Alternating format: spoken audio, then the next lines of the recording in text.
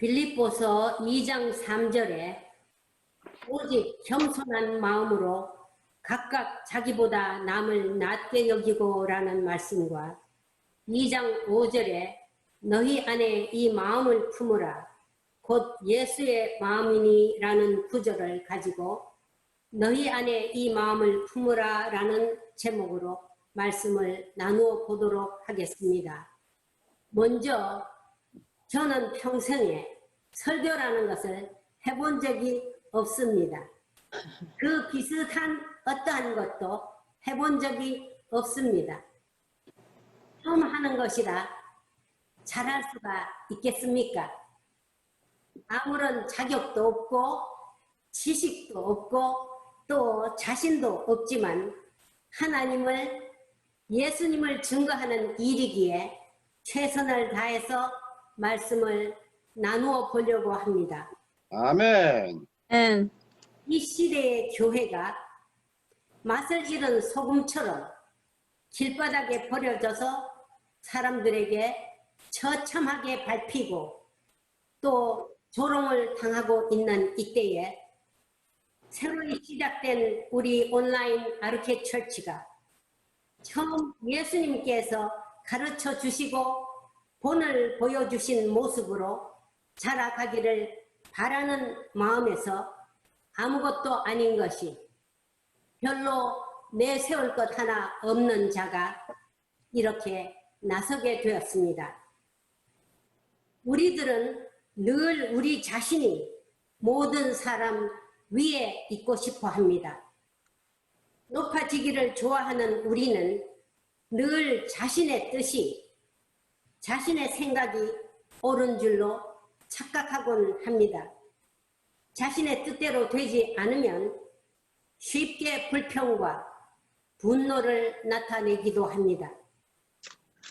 오직 겸손한 마음으로 각각 자기보다 남을 낮게 여기라고 하셨는데도 사람의 마음이라는 것이 남을 나보다 낮게 여기기가 쉬운 일이 아닙니다. 마음속으로 다짐하고 또 다짐을 하더라도 작심삼일이 되어버리지요. 그러면 어떻게 하여야 할까요? 도대체 우리가 어떻게 하면 남을 나보다 더 낮게 여기는 삶을 살 수가 있겠습니까? 그리스도로 거듭나지 아니하면 우리가 예수님의 마음을 품지 않는다면 할 수가 없는 일입니다. 우리들의 마음 속에서 예수님의 마음을 품고 있으면 우리들의 행동과 모습이 우리가 살아가는 삶의 모습에서 예수님이 나타나게 되고 또 우리들이 하는 말과 행동과 살아가는 모든 모습 속에서 예수님의 향기가 솟아난다고 합니다. 그 반대로 우리가 예수님의 마음을 품지 않을 때에는 그 반대의 악하고 추한 본능만 드러나게 된다는 것입니다. 시기와 질투, 분노, 거짓과 또 모든 거룩하지 않는 흉한 모습이 우리들에게서 드러난다는 것입니다. 이것이 바울 사도가 우리들의 마음에 그리스도의 마음을 품으라고 한 이유입니다. 우리들은 예수님을 따라가기로 결정한 사람들입니다. 그리스도의 마음과 법을 따라 살아간다면 자연스럽게 남을 나보다 낮게 여길 수가 있게 된다는 것입니다.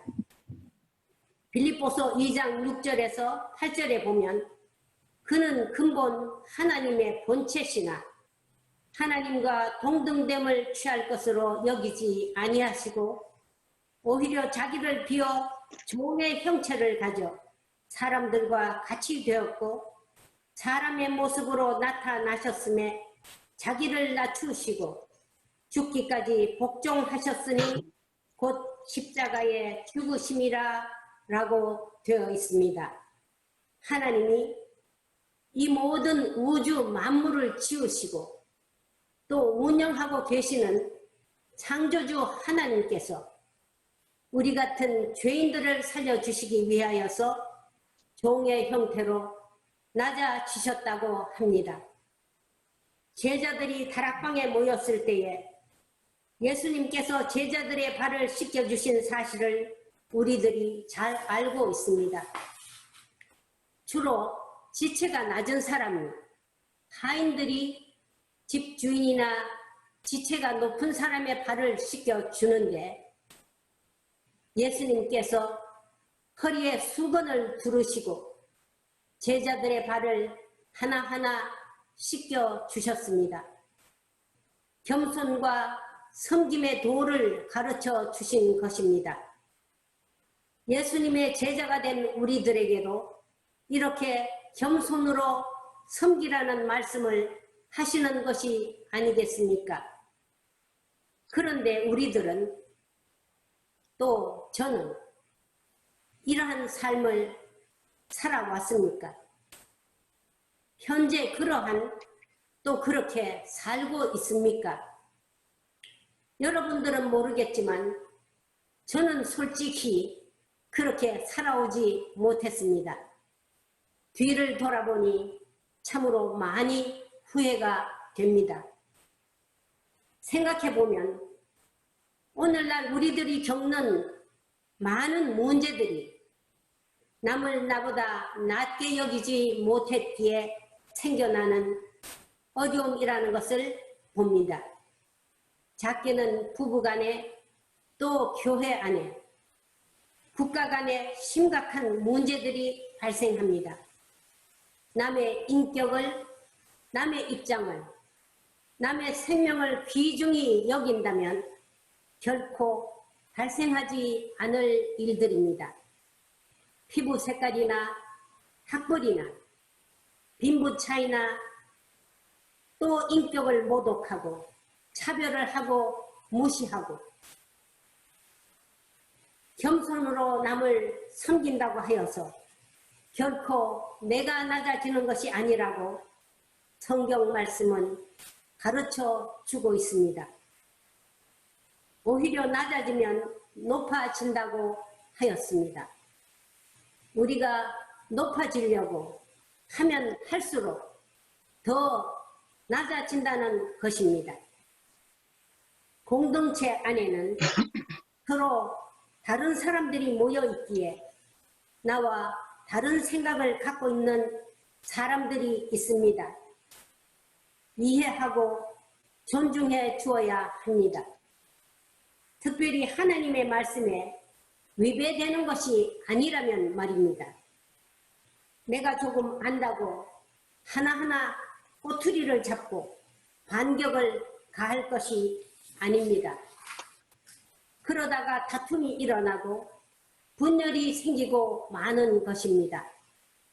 특별히 우리 온라인 아르케처치 공동체 안에는 남을 나보다 낮게 여기는 겸손이 점점 더 많아지면 좋겠습니다. 아멘.